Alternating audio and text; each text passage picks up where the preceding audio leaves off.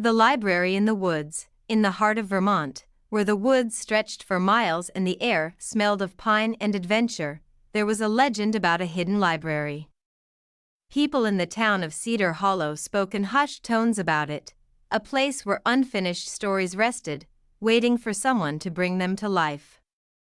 No one knew exactly where it was, and the legend said it only appeared to those who truly needed it. Emma Cartwright, a 12-year-old with wild curls and a notebook always tucked under her arm, had heard the story many times.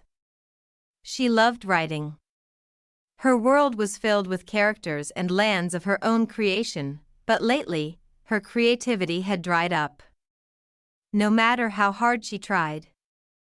Her words felt lifeless, like a painting without color. One cloudy Saturday afternoon, after yet another failed attempt to write, Emma grabbed her notebook and headed into the woods behind her house.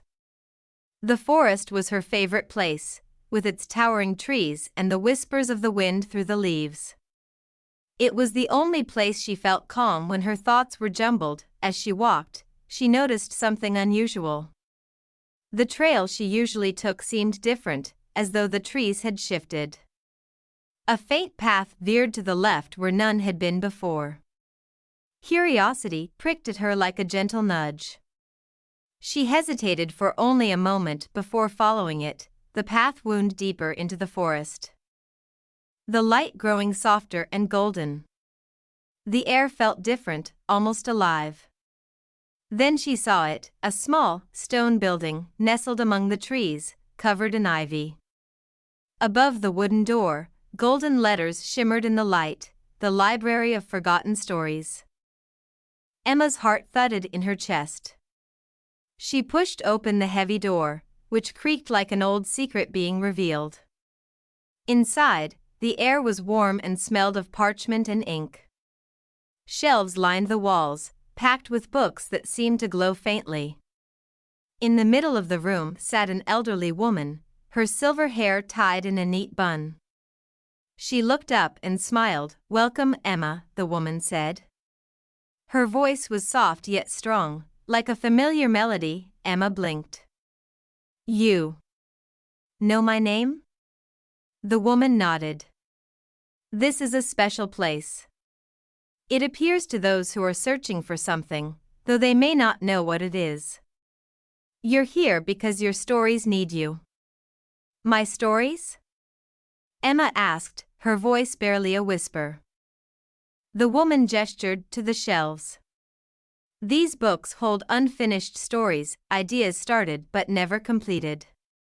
They come from writers who felt stuck, just like you. Perhaps you'll find the spark you need here." Emma wandered through the aisles, her fingers brushing the spines of books. Each one had a title that seemed to whisper to her: The Girl Who Could Touch the Stars, The Secret of the Crimson River, The Clockmaker's Daughter. She opened one at random and began to read.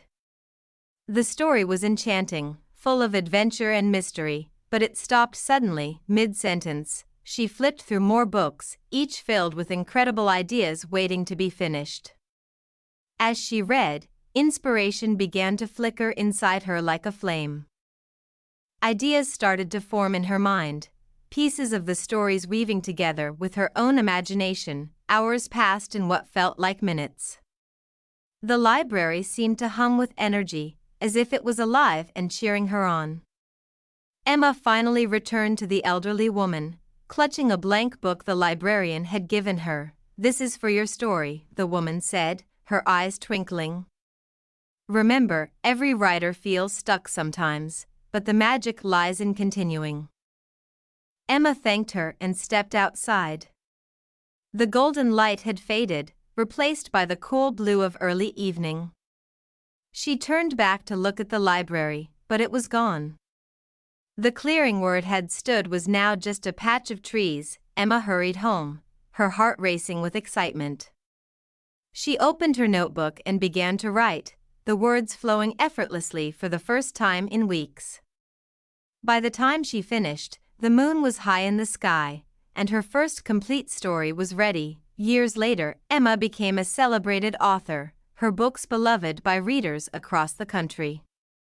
She often thought about the library of forgotten stories and the kind librarian who had reminded her of the magic within herself. She never found the library again, but she hoped others would, just when they needed it most. Moral: creativity is a journey, not a destination. Sometimes, all you need is a spark to reignite the magic within.